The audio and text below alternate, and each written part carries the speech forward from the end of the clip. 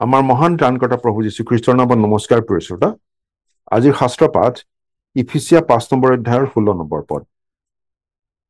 সুসময়ক কিনি লবা, কিয়নো এই কাল মন্দ। সেয়া আছিল ইফিচিয়া 5 নম্বৰ অধ্যায়ৰ 16 নম্বৰ পদ। আমি এটা কথা মনত ৰখা উচিত যে আমাৰ যি আছে আচলতে সেই সকলো ঈশ্বৰৰহে।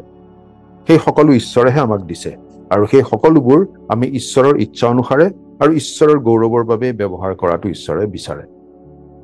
আমি আমাৰ হাতত থকা সময়খিনিৰো আচলতে একোজন ঘৰগিৰি বা ষ্টুয়াৰ্ডহে। ঈশ্বৰে আমাৰ প্ৰত্যেককে সময় নামৰ অনন্তকালৰ টুকুৰা একোটা দিছে। আমি কিমান দিন পৃথিৱীত থাকিম আমি কোনেও নাজানো, কিন্তু যিমান দিন আছো সেই দিনবোৰো ঈশ্বৰেহে আমাক দিছে। আমাৰ জীৱনৰ দিনবোৰ আমি সোণালী সুযোগৰ মুহূৰ্ত বুলি বিবেচনা কৰি সেইবোৰ আমাৰ অনন্তকলীয়া লাভৰ বাবে আৰু ঈশ্বৰৰ মহিমাৰ বাবে ব্যৱহাৰ কৰিব পাৰো, নহলে জাগতিক কৰ্মব্যস্ততাত আৰু ভোগ বিলাসত ব্যয় কৰি পেলাব পাৰো।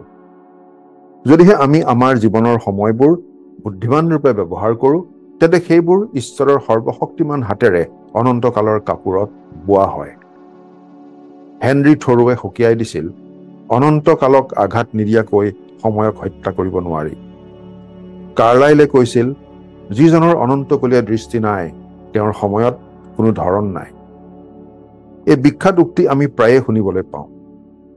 আমাৰ মাত্ৰ এটাই জীৱন আৰু সেইটো সোনকালেই অতীত হৈ পৰিব, কিন্তু আমি খ্ৰীষ্টৰ বাবে কৰা কামহে স্থায়ী হৈ ৰব। নিজৰ হাতত থকা সময়খিনিৰ এজন ভাল ষ্টুয়াৰ্ড হ'ব বিচৰা প্ৰতিজন ব্যক্তিৰ এইটোৱেই আবেগ হোৱা উচিত। আমাৰ সকলোৰে হাতত এদিনত 24টা ঘণ্টাই থাকে। আমি সকলোৱে সকলো কাম কৰিব নোৱাৰো, গতিকে কোনটো কামত সময় খৰচ কৰিম সেই বিষয়ে আমি উচিত সিদ্ধান্ত ল'ব পাৰিব লাগিব। হয়তো কিবা এটা কাম বাদ দিব পাৰিব লাগিব আৰু তেনেদৰে ঈশ্বৰৰ বাবে সুসময় উলিয়াই ল'ব পাৰিব লাগিব। কোনো এটা ভাল বস্তু মূল্য দি বজাৰৰ পৰা কিনি লোৱাৰ নিচিনাকৈ আমিও কিবা এটা ত্যাগ কৰি কিবা এটা মূল্য দি সুসময় উলিয়াই ল'ব লাগিব ঈশ্বৰৰ বাক্য অধ্যয়ন কৰিবলৈ, প্ৰাৰ্থনা কৰিবলৈ আৰু ঈশ্বৰৰ পৰিচৰ্যাৰ বাবে কিবা এটা কৰিবলৈ। আমি মনত ৰখা উচিত, সময়ৰ মূলধনৰ এটা সৰু অংশ আমাৰ ওপৰত ন্যস্ত কৰা হৈছে। যদি আমি ইয়াক বুদ্ধিমান ৰূপে বিনিয়োগ কৰো, তেন্তে এই অনন্তকাললৈকে আমাক লাভ দি থাকিব। প্ৰাৰ্থনা কৰিম। স্বৰ্গত থকা মৰমীয়াল পিতৃ ঈশ্বৰ, বিলম্ব কৰা স্বভাৱ, সময় অপচয় কৰা স্বভাৱৰ পৰা আমাক ৰক্ষা কৰা। আমি যাতে সময়বোৰ উচিত ৰূপে ব্যৱহাৰ কৰি থাকিব পাৰিম, আমাক এনে আশীৰ্বাদ কৰা। আজিৰ দিনটো তোমাৰ হাততে গতাইছো।